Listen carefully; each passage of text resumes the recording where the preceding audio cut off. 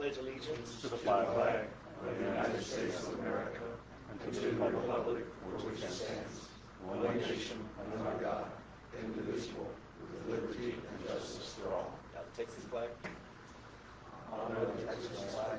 I pledge allegiance to thee, Texas, one state, under God, one and indivisible. If you'll remain standing, Mr. Puente is going to lead our invocation this morning. Well, first I want to say that keep in mind, regardless of all the challenges we have, we are blessed to live in the greatest nation on God's green earth. The greatest state of all those is Texas, and Tarrant County is the star of the Lone Star State, and we need to keep it that way. We need to appreciate those blessings for that. Those are truly blessings of our Lord, and we need to work to keep it that way. Amen. So if you join me for a few minutes, a few seconds of silence, and then I'll start praying.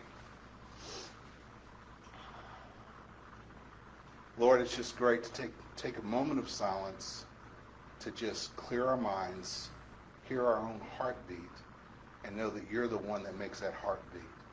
That for every breath we take, every heartbeat we have, everything is because of your choice, that you in your creation of us and our allowance to be here, Lord. While we're here on this world, Lord, that we would help and guide us to do work that would honor you, both through our business work, our family work, our community work, that in all things we do as an extension of our faith in you and your Son, Jesus Christ. We ask your hand to be upon us this morning, all in the audience, that you would help them with their challenges, all here on the board, that you would help us hear clearly, decipher well, and speak words that will honor you, Lord, and will do the business of this county. It's in Jesus' name I pray. Amen. Amen. Thank you. Okay, we're going to start with the public comments, and because this is a called meeting and we have quite a bit of work to do in our executive session, we published that we're only going to have 3 minutes per speaker. So we'll just go in order that the cards are here. And is the timer ready?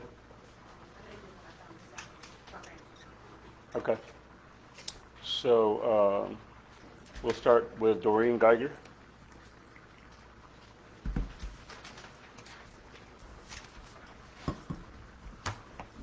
Good morning. Good morning. Last year, I was one of the hundreds of taxpayers who stood for 4 hours in the extreme heat waiting to address this board. This year, the cities of Keller, Colleyville, Southlake, and Mansfield have all voted a vote of no confidence in Jeff Law. Now, 3 other taxing entities are preparing for a vote of no confidence against you, the Board of Directors. In light of the circumstances that have occurred since your last board meeting, to have a discussion of a vote of confidence or similar vote regarding the past chief appraisal, Jeff Law, is totally inappropriate. As a homeowner and taxpayer in Tarrant County for 51 years, I am appalled that this is even on the agenda. Does the board know that the chief appraiser and some of his staff were on a trip in San Antonio days before Mr. Law resigned? If so, did the board authorize such a trip?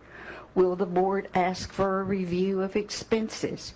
Mr. Law and several of his staff members dined at a very expensive steakhouse on the eve of his resignation.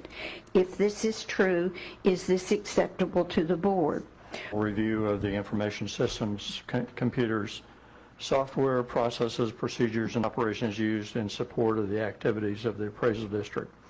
I'm significantly concerned about the security of the appraisal information contained in the district systems and the possibility of hackers accessing or modifying any information that affects our taxpayers and the taxes they pay. It's my hope that the district has the proper tools to stop and catch any and all instances of these efforts to interfere with the information systems operation here. However, I have no idea, none of that has been shared with the public, and I hope it's been shared with the board. If it hasn't, that's a severe problem. The new red website needs to be investigated as well as the Aumentum software, backup and recovery, system security, and all aspects of the system environment. I've seen several information systems operational problems that are continuing to occur at TAD, and it's critical that everything be done that can be done to correct and resolve these situations. In addition, I understand that something happened to the power this past week and the website was impacted. Does TAD have a generator backup to deal with these power outages, and if so, are they regularly tested? Where and how is the website hosted? I have repeatedly recommended bringing in qualified consultants to give the board oversight into what is occurring with the information systems here at TAD. So far, the board has done nothing to provide that insight that's so critical to TAD's success. I thank the board for taking the step to deal with the recent actions of the past chief or appraiser today. I know the board has a large task ahead of them to select a new chief appraiser. I hope and trust that the person chosen will have good management skills as well as the technical insight to operate the organization with focus on service to taxpayers and provide clarity that will serve the county well. It's very clear to me that the new chief appraiser must operate with openness that has not been the case in the past, and that the board of directors will improve their focus on the openness of all aspects of TAD operations. I thank each of you board members for the time and effort that you spend with TAD. I know it's significant, and having been a council member, I know that the time is difficult going away from your families, but I'm very concerned that some board members in the past have not taken stronger action for oversight of the TAD operations. I truly hope that taxing Mr. Dodson, entities... your time is up. If you would please wrap My that up. time's up? Yes. Okay.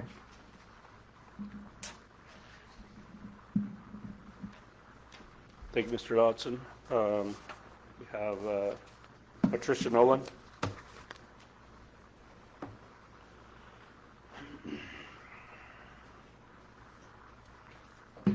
Good morning. Thank you again for allowing me to speak. And I appreciate your willingness to serve on the board. I asked for a copy of my personnel file on August 1st.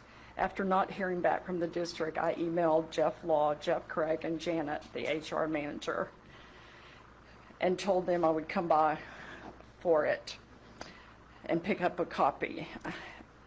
And I did not receive any update for like 2 weeks. And finally on August 25th, Janet emailed me and told me that it was ready. So I came on August 28th to pick it up.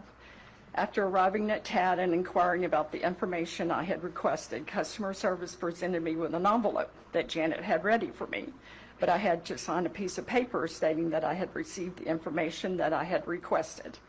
I said that I would have to open and review the closed envelope and inspect the documents before signing. I stepped to the side and began going through the information before signing.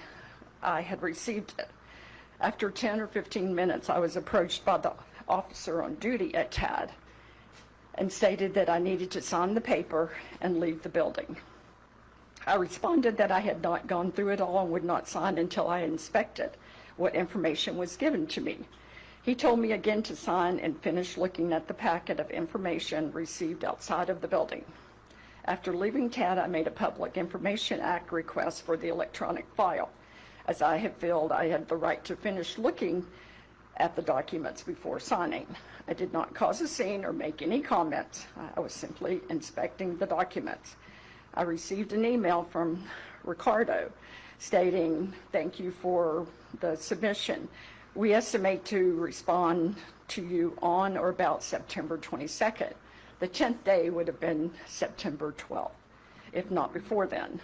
My reason for bringing attention to this issue is the person who responded to the email a designated Chief Administrative Officer for Public Information by TAD.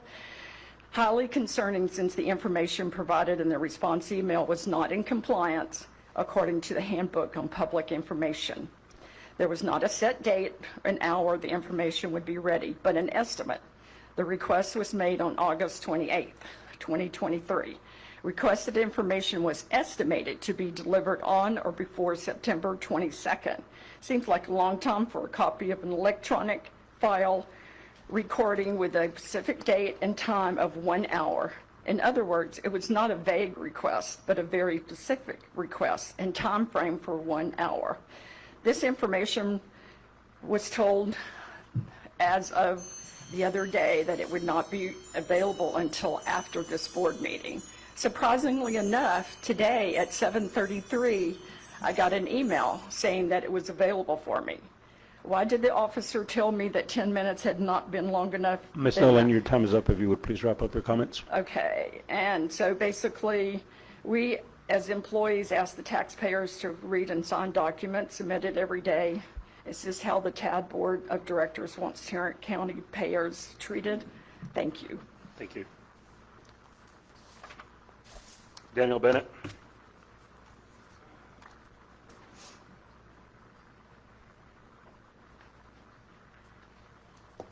Good morning, Daniel Bennett, White Settlement. I can't concur everything she just said, but I too asked for a video of her being removed from the building, and I just received it when I walked in this morning. My request date was the 29th of August for a video. That typically gets rolled over every 3 days. They don't save them. So, you do the math. Let's go to the Wayback Machine. When Mr. Law was at the Benton Court hearing, back in April 27th, about hour 41 mark, when he told Senator Betancourt there was no issues with the software. I don't want to rehash that. What I wanted to do is call your attention to my open records request put back in on May 24th, 2018. I'll give you a copy to the attorney. And my request was names of BOD or employees who attended the UTA Select Committee on Property Tax Reform and Relief in 2016. BOD, Ron Wright, member of the TAS Board of Directors, attended and provided his testimony in his capacity as Tarrant County Tax Assessor Collector. Employees who were there: Jeff Law, Jeff Craig, Randy Armstrong, David Law, Donna Perlick. That was April 27th. I just handed you a copy of Ms. Perlick's email.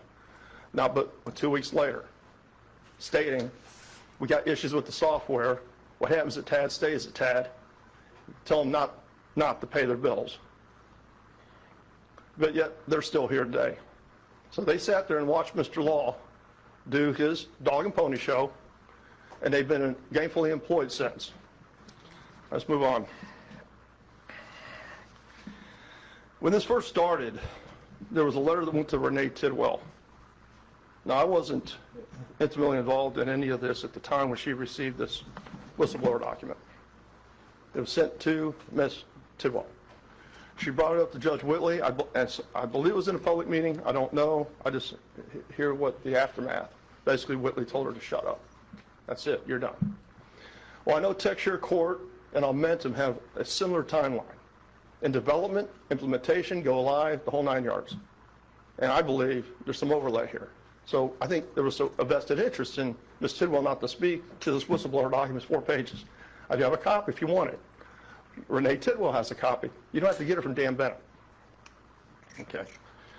I think the last thing I want to address, since time is limited, is I did craft a letter to the Tax Assessor Collector Office, and I did send it to you, Ms. Burgess. You told me I was running around the county spreading untruths, but you said that was my right. You said it during here in a public meeting. I'm not offended by that, by no means, because we don't know where the truth really truly lies, do we? And that's your all's job. But I can tell you, I have been a good steward of the information given to me, and I hope you'll be the good steward to the taxpayers today. Thank you. Thank you, Mr. Bennett.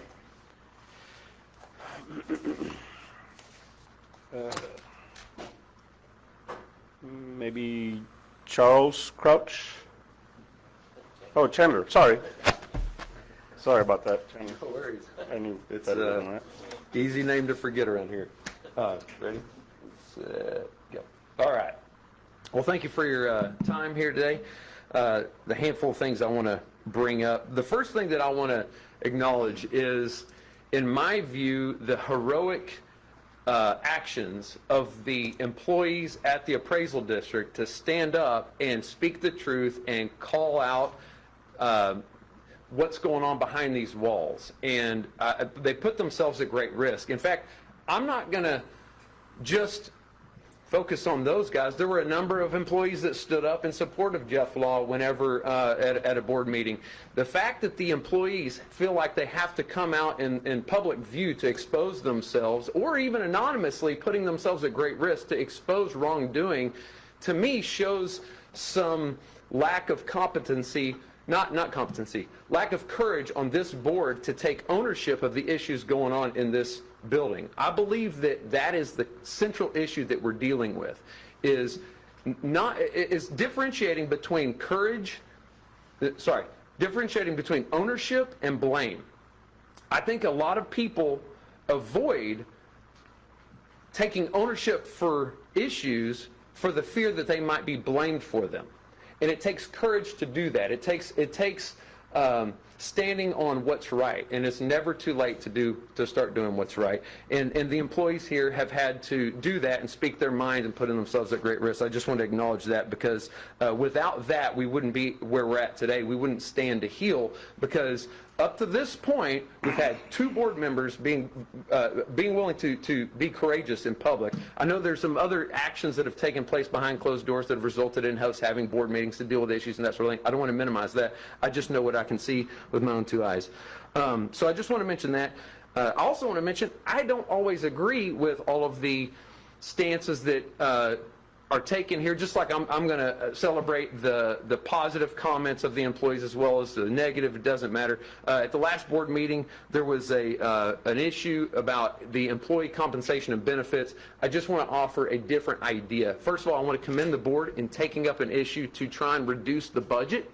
I think that's commendable. It's something that I haven't heard too much of. I think it's a great idea.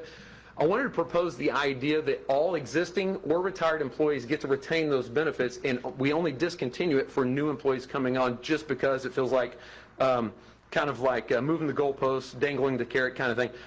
And I want to identify another area where we might be able to save some money. There are a lot of funded positions here that don't have employees currently receiving compensation. In other words, there's compensation allotted for in the budget for roles that don't currently have employees. I think that we can save some money there.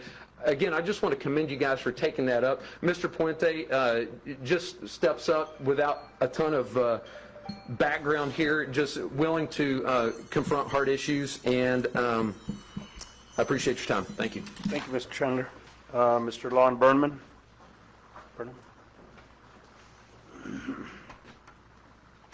Do I hand this material to give to you? Good morning. I'm Lon Burnham. I've met most of you at one time or another. I've only started attending these board meetings in the last year or so because there's so many issues and concerns that have not been addressed.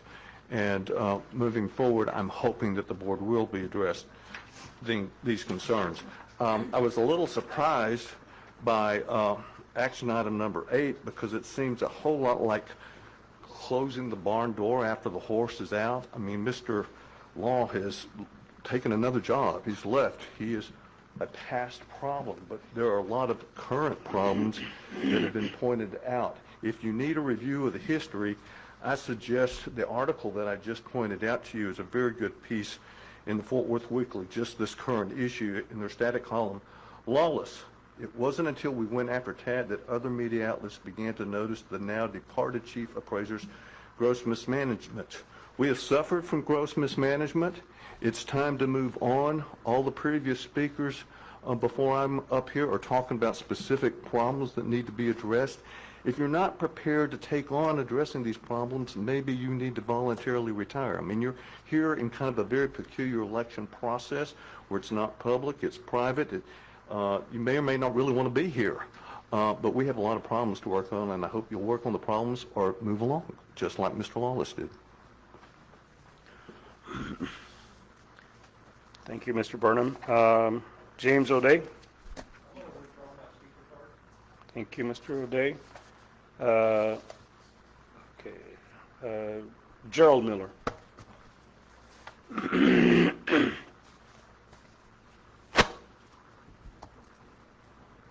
Could you repeat his name, please? Gerald Miller. Thank you. I'm here today to speak about a controversial issue. Mr. Puente, I do not believe that Texas is the greatest state in the country. It is the only state, I do believe that it is the only state that called a federal holiday because they didn't want to tell African Americans that they were free for 3 years until after it happened. Likewise, that racism still is apparently alive and well, especially while being black, trying to speak at at a board meeting before this body. At the last meeting I came, I signed up to address several issues. I was quietly on the outer chamber speaking with another individual in quiet tones when that officer right there came and accosted me, ordered me to leave the facility because I was talking on the outside by the employee area in front of the bathrooms, and stated that if I did not leave, I would be given a criminal citation for trespassing and never allowed to come and speak at a board meeting again as the only African American that was here. So apparently, it is still a crime to be black and stand in the outer chambers of this boardroom area. And that's unconscionable. The fact that I was signed up, in fact, to speak against the sheriff and a renewal of the contract, and either him or Jeff Law did not want me to speak against that in public, is unconscionable. And this is what goes on while this board is sitting there quietly. They have these thugs accost African American citizens who are exercising their constitutional rights to petition the government for a redress of the issues, and you're prevented from that. And I wanted to just let you know that this is what this is what's going on outside of this room, and that if you don't deal with those types of issues and other issues, as a harbinger and the only African American that normally attends this, I'm offended, I'm appalled, and I am going to hold still Jeff Law accountable for his actions that he implemented. I'm done. I think Mr. Miller just got one more card. Garland O'Day. Mr. Garland O'Day? Oh, you don't want to speak? Okay. All right. That's all of them then, right? Okay. All right, so we are now going to recess to executive closed session pursuant to the following parts of the Texas Open Meetings Act, Government Code Chapter 551 for the following purposes. Bear with me, this is kind of long. Section 51074, deliberation on the appointment, employment, evaluation, reassignment, duties, discipline, or dismissal of a public officer or employee related to the appointment of an interim chief appraiser.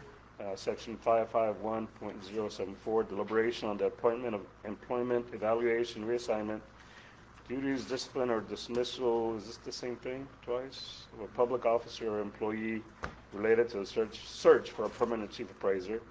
And then 551.071, deliberation on a matter in which the board of directors seeks the advice of its attorney about contemplated litigation, and in which the duty of the attorney to the governmental body under the Texas disciplinary rules of professional conduct of the State Bar of Texas clearly conflicts with the Open Meetings Act, related to statements made by Tarrant Appraisal District's former Director of Information Services regarding Tarrant Appraisal District information systems. Okay, so we're ready. Thank you. And we'll be back out as soon as we can.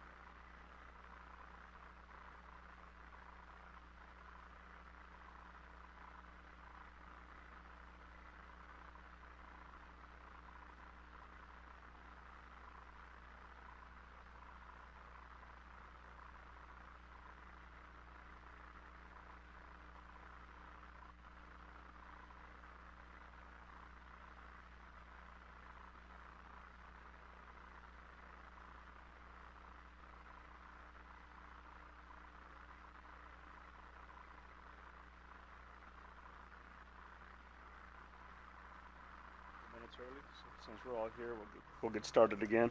12:03, we'll get the open meeting back in order, and we're going to go right into our action items. We have item A on the vote of confidence for the past chief appraiser, Jeff Law. Do we have any action on that? No. Okay. Appointment. Oh, up here. Okay, sorry. Let me go back one item. First of all, the first thing on here is the appointment of an interim chief appraiser. Do we have a motion for that? I'd like to make a motion that we appoint as interim chief appraiser William Durham with the salary to increase to the current salary that was held by the previous chair, but all the other benefits would be the same. During the term of interim chair. Any other discussion on that? Okay, let's vote. All in favor, say aye. Aye. Any opposed? Any abstentions? Okay. Mr. William, thank you for your willingness to step up and help us during this time. I look forward to working with you. Yeah, if you want to come up and just kind of say a few words of, hi, I'm here, and I'm ready to get to work. If you'll come up to the podium. And I think all the staff knows you, but maybe the public doesn't, so.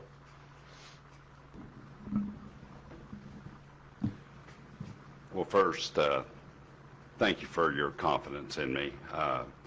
I will work hard, I'll be transparent, and I will do those things that you've asked of me. I do want to touch on one thing as I was sitting to the side. I did hear the emotion and the voices from the public, and I want to assure those voices that we may not be perfect here at all times, but there should never be a moment where you question that you were treated respectfully and fairly, and you deserve to be heard.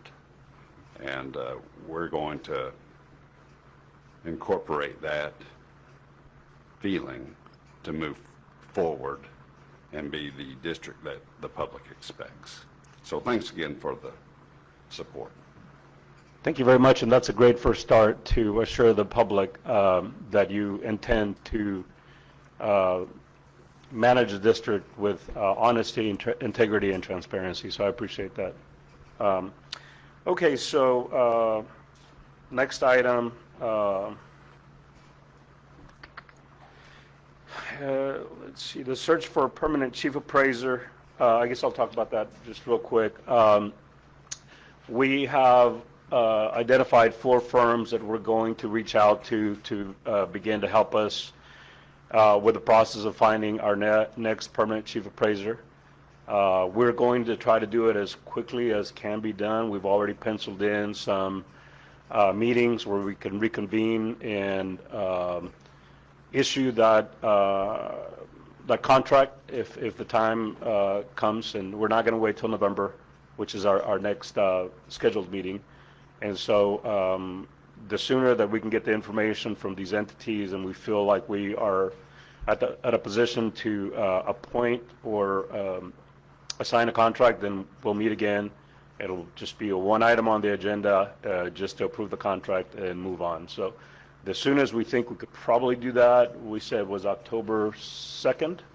So we have that penciled into our schedules, and then we have another date after that of the 12th if we don't have enough information by the 2nd to sign a contract. Then hopefully by the 12th we'd do it. At that point, we'll share with you the timeline that whichever firm we hire will share with us and will guide us in doing that. But we understand that it's important to have leadership, and not just interim leadership, but permanent leadership. So anything else on that? Did I miss anything? I'm going to suggest that we make a motion to authorize Matthew Tepper's law firm to coordinate for the board that process in this first couple of weeks. Do we need a motion for that, or? Okay, that's fine. So let's take a motion. Do we have a second?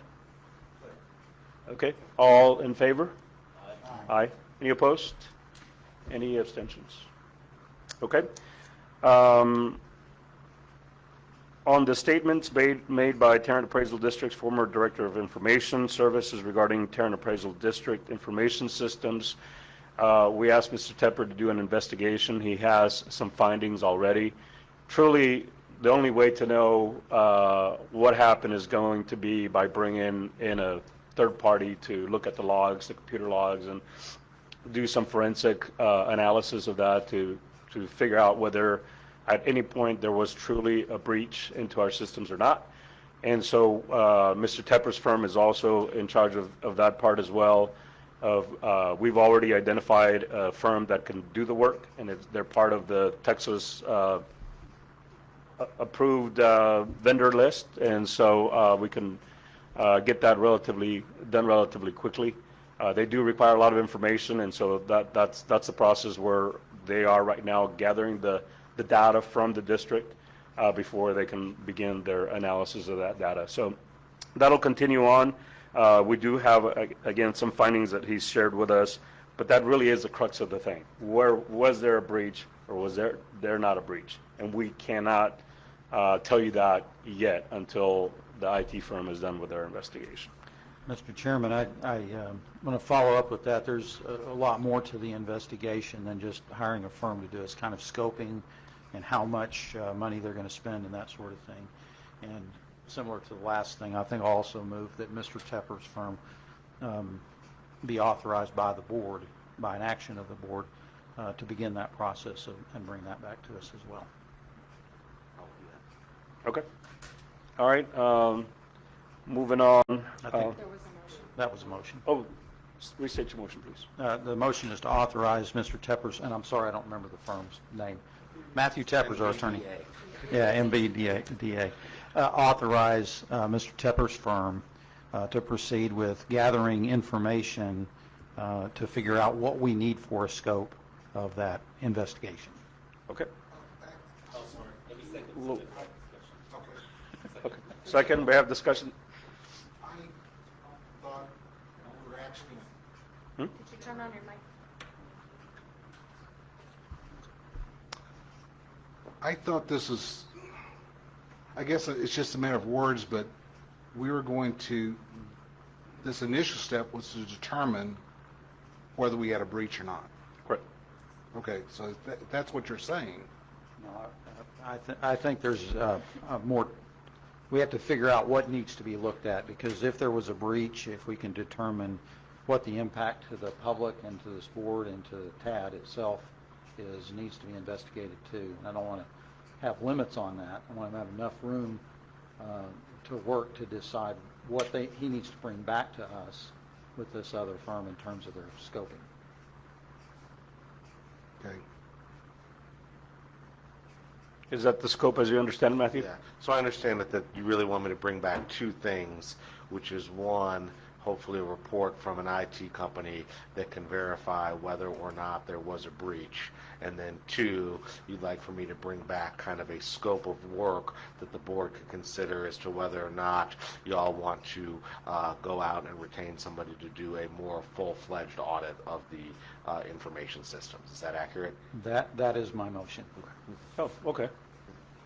You got a second? You still clear on your second? Okay. That's the next step that we kind of, okay. We had discussed that part. Okay. So we have motion and a second. All those in favor, please say aye. Aye. Aye. Any opposed? Any abstentions? Okay, the motion passes. Okay. Can I move to action item 8 now?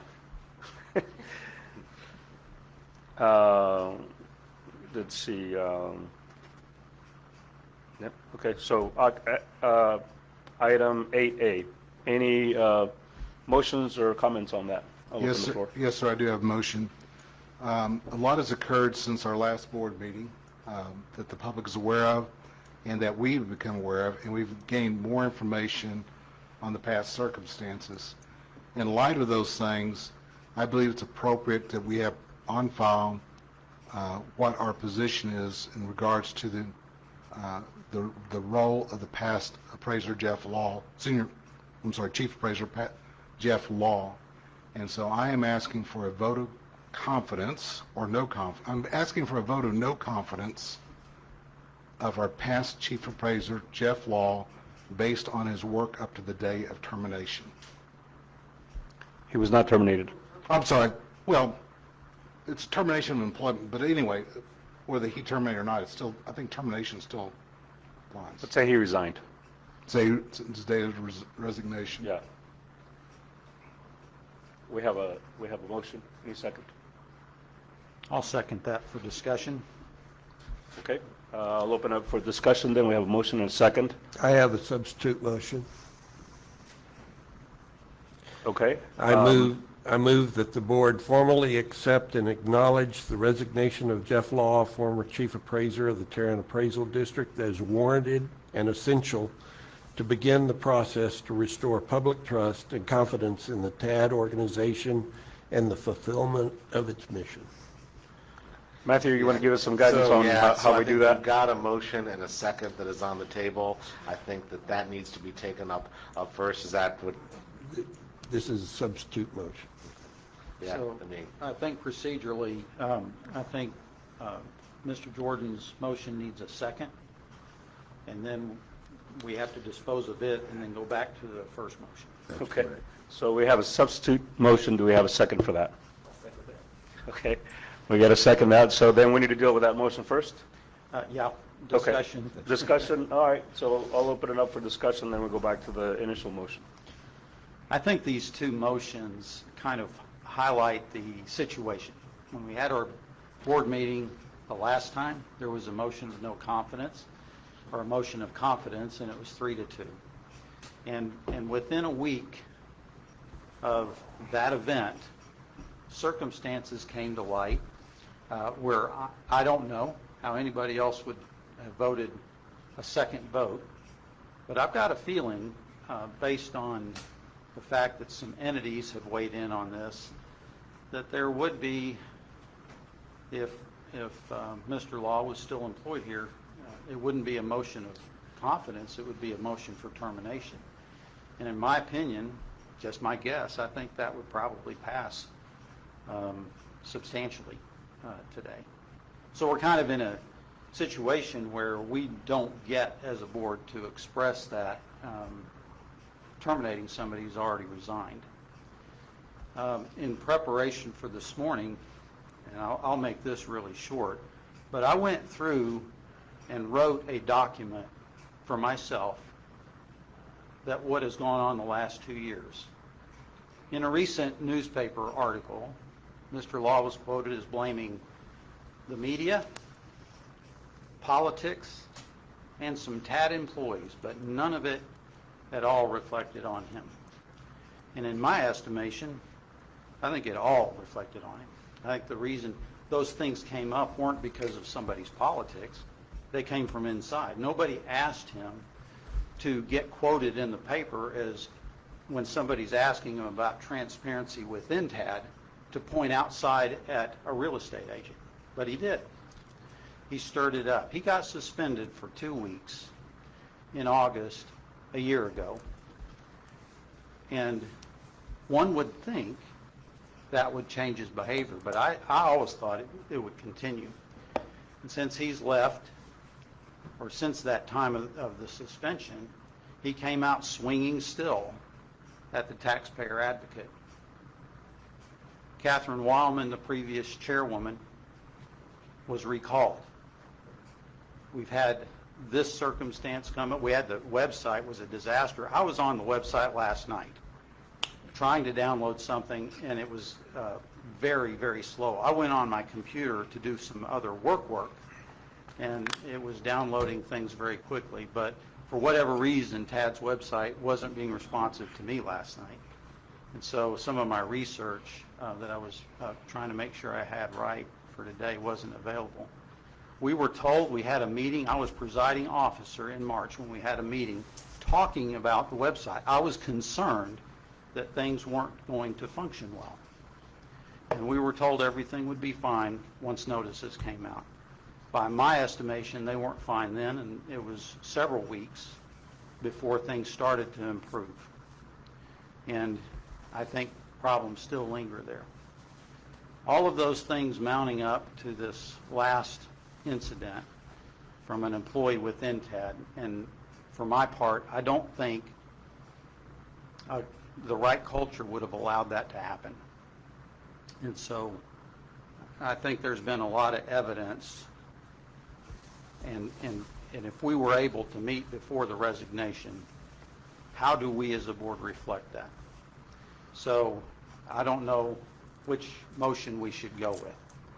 There's two on the floor. It's a vote of no confidence in somebody that doesn't work for you anymore. Seems futile, but a statement that needs to be made still. So I vacillate on which one to go with myself at that point. But I think this is an important thing for this board moving forward to make a statement about. And right now, I think what we're really wrestling with is how do we make that statement? How do we reflect what we think about what's happened recently in an effective way? And I don't know what we're going to vote on when we're all said and done here. But that, I think, is what is really at stake. I am convinced that this board, I've used the term before, a coffee and donut board. And that's a board that shows up every now and then and hands out a lot of congratulations for doing a great job, sometimes is very deserved, especially at TAD. But they basically drink the coffee and eat the donuts and tell everybody what a great job they do, and they leave and come back in a few months. And that's not what this board is up to right now. I think this board feels the weight of several taxing units and the public, just normal citizens and people who are on elected boards around this county have expressed their viewpoint. It's the only way they can. They can't hire and fire the chief appraiser. All they can do is make statements, and they've made official statements in resolutions of no confidence in the chief appraiser before we were able to convene and decide. So for me, I want to vote of no confidence. I don't know if there's another mechanism that we can do that as more useful and less of a statement. In the situation we're in now, it seems like an easy decision, but it may not be. For me, it is. And I just feel like this board needs to take an action that is serious about what has just happened to us. There are victims involved here. And these victims, this board, I don't think this board's been told the truth. I think the public has not been told the truth. And I keep notes on things, and I lose track of things because there's so many notes to take on this. But I think this board needs to make a statement of some kind today. Thank you, Mr. Diod. I think we have some comments over here on the left. Let me open it up. I'd be happy to. Thank you. Anything else? I just want to, I don't disagree with anything. I think there are things that have transpired that were not available to the board until now. And I will tell you, I admire this board for the seriousness that we take these items. It's essential. We got a lot of public servants who have served dedicated life to the betterment of our communities. So I don't take that. I think the key here in my comments are that we find ourselves where we've already have a resignation before us. Yes, maybe we would have taken a different stance had we known all of the facts that we do know now. What is essential, what I believe in my motion that are paramount is that the resignation was warranted or justified, and two, for the betterment of this organization going forward, that it's essential that we begin the process to restore the faith. And that's going to take a lot of time, a lot of work by this board and the employees of this organization, that we are not going to accept anything but the truth going forward. And that's why I use those key words, warranted and essential. And I think that's important to where we find ourselves. Yeah. Thank you, Chair, and I promise I'll make my comment short. So I do agree with my fellow board members. We have two different motions here, and we can go either way on this. And I'm leaning more towards Jungus's to proving his, just because, we are making a statement. This is a new chapter here at TAD, and, changes will be made, and changes for the positive. And like Jungus says, Mr. Diat has said, this is going to take time, and we may be off the board whenever all these changes take place. That's how long the time may take. Concern is that on the first motion, taking the vote of no confidence on a former employee, I'm listening to what the public has said, and I'm leaning more towards what they have told, or in the public comments. And so for that first motion, I will probably abstain, just because it's a former employee. We're being, like said, Monday morning quarterbacks, and so appreciate the public, your comments, and our hearing. Vince, do you have anything else? Yes, sir. First of all, Jungus, I wish I could talk like you do and write like you do, because that was an excellent statement. And I concur 100% what you said. I think it's so professional and does make a statement. I still lean toward, if I would have said it cleaner, a vote of no confidence, because I think this board has not, I wasn't here before, but we need boldness. We need to clearly state to the entities who voted us in and to the public that is part of, is who votes them in, and that we serve exactly where we stand. 6 months from now, a year from now, that statement will look good and make a statement if you dig into it, but it's not going to read clearly where this board stood. On Jeff Law's resignation letter, he references his vote of confidence and thanks us for it. That's what he's going out as officially and to the public with. Well, he doesn't, I don't believe he has the confidence of many of the entities that voted us in, much less this board itself. And so although if your motion loans it, I'll vote for your motion, but if that takes out my motion, then I do have a problem, because I think it's time for boldness. I don't think that one cancels the other, right? I mean, I think you have two motions that can, you can vote yes for both, no for no, one for yes for one, no for another. Yeah. Yeah.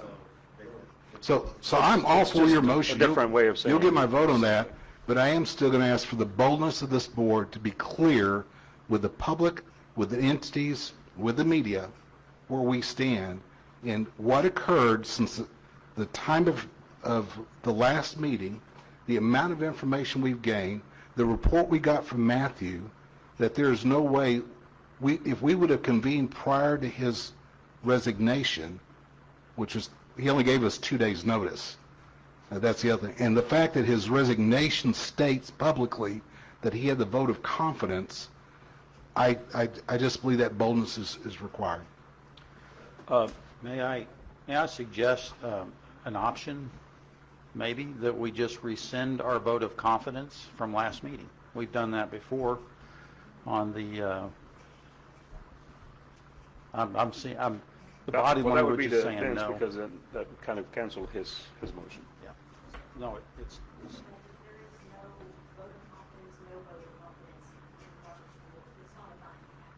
Right.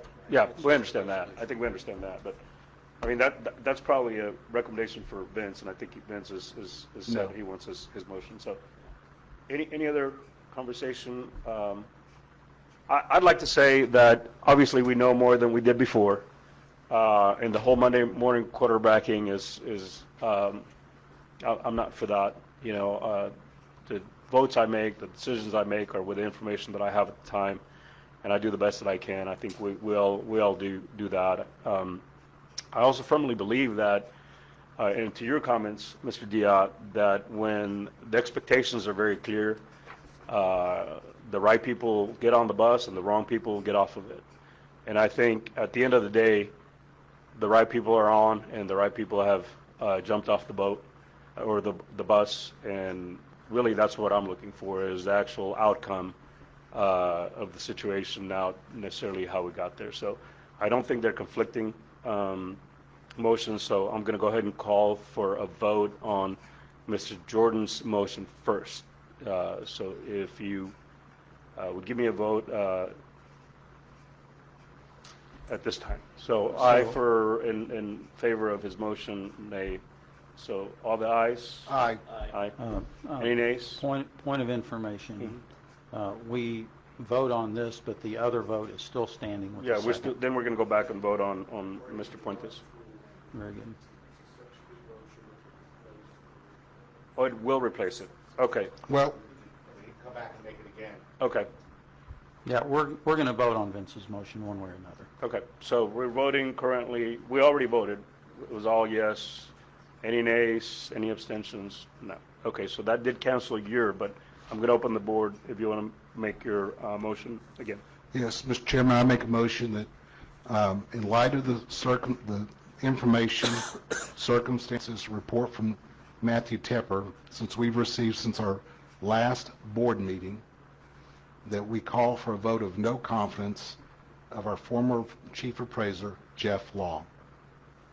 And I'll second. Okay, let's go ahead and vote, or unless, was there any other comments? You made your comments, anything else? Okay, so let's vote on that motion, please. All in favor, please say aye. Aye. Opposed? Abstentions? Motion passes. The motion passes because we had 2, 4, and 3 abstentions. So I think that was it on that one. Let's see. We already discussed on the board of hiring somebody. 8B. Well, that was the discussion and possible action on the protocol to be followed when the board of directors needs to communicate with the public and/or the media outside of an open meeting. Matthew, you want to give us some direction on that? Yeah, so something that came up from our last meeting up until today is obviously for this board to speak requires an open meeting. And sometimes the realities of the world move at a pace that doesn't allow us to get together and have a meeting where a quorum could be present. And so one of the suggestions that was made was that we adopt a policy, or we take a vote, you all do, to come up with a way of communicating with the public when there is a scenario that requires board reaction before the full board can get together and meet. And one of the ideas that was suggested was that the board chair be the spokesperson for the board to run whatever statements they're going to make through the communications agency, which is currently JO, and in the event that there's a circumstance that arises that requires board comment and the chair is not available, to then allow the board secretary to make statements on behalf of the board, again running them through the communications agency. Do we need a motion for that, or okay? What we're wondering on the agenda, you want to speak to that? Okay. So do we have a motion in relation to that? That's practically what we're doing. That's what we've always done up to this point. That's what I had to do when we had the resignation letter from Mr. Law, and so it is difficult to communicate. We can't even come to a consensus outside of having this meeting, which makes taking action very, very difficult, and it's very frustrating. I certainly don't want the responsibility of speaking for everyone without getting a consensus from them, but in sort of an essence, I have to as a chair, because we cannot discuss any one item between more than just 2 people. So I could call Mr. Puente or Mr. Diot, but I could not call both of them to ask them what they think about something before we push it out to the public. It's just impossible. It would violate the law. So that's a practice we followed, and I think I'm okay with keeping it unless somebody else has another recommendation. I think that's, I was going to point out, first of all, a quorum of this board is 4 people. So we still have to be careful about that. A member. I thought 3 people was a quorum of this board. No, you actually have, it's a 6-member board. Ms. Burgess is a member, although she won't get to vote until next July. And so there's an AG opinion that states the quorum of a 6-person appraisal district board with an ex officio non-voting tax assessor collector is 4. 4, okay. Yeah, and I know this because I've talked to the AG's office, but also the former chief appraiser had a meeting with 3 board members in it that was informal in this building. And so it is confusing because that's a voting majority. And so I think, and another thing I know, every member of this board is concerned about violating the open meetings. We've had some in Tarrant County recently where people took quite a bit of license with what they could talk about, and they did have walking quorums, and so everybody's being very careful about that. We did that this last time, and if everybody's okay with the way that worked, I think it's fine. Okay. So then hearing no action. Oh, Just comment, I want to force the public, if you think we move slow, and I've heard that, it's because of the rules we have to work under, and this is exactly what you're talking about. We've been in emergency mode, or wanted to be in emergency mode since the occasion of this last news article about the tape. We can't do things because of this, so I just want to encourage that. The other thing I will say, I want to... Well, not just rules, but the law. Yes, Yeah, by the it's law. the law. Yes. It's not our Sorry. rules. It's an actual Absolutely. state law. Yeah, and we're a state entity, et cetera. But I do want to clarify something. My understanding, Matthew, is that actually 3 of us can talk without breaking that because of the rules. As long as one of us doesn't go talk to somebody else later on. But in essence, I just want to get down for the record. Yeah. I could talk to Tony and Rich about a subject, and that's not breaking quorum. We're not forming a quorum. No, and it's an interesting point that's been raised here because you've got a 6-person board with 1 member who is non-voting, and so I think that under a technical reading of the rule, it is 4 is a quorum, and 4 is what violates the Open Meetings Act. But what I've always said, when every one of you has asked me about it, is because of the unique nature of this board, on matters that are going to come up and be discussed, I've always encouraged to keep it at a number that is less than the majority of votes that would be needed. But yes, under the reading of the Open Meetings Act, a quorum of a 6-person board is a majority, which is 4, and that's what this board operates under. Okay. Well, it doesn't sound like we have any action other than just a discussion on how we continue to communicate and make decisions and make information public. So I think with that, I'll... So say that again? So as of now, we have an October 2nd meeting tentatively scheduled, assuming we have enough information to take action. If we don't, then we will go to the October 12th date where we can all be here. And the October 2nd was at 9:30 to accommodate Ms. Burgess's schedule.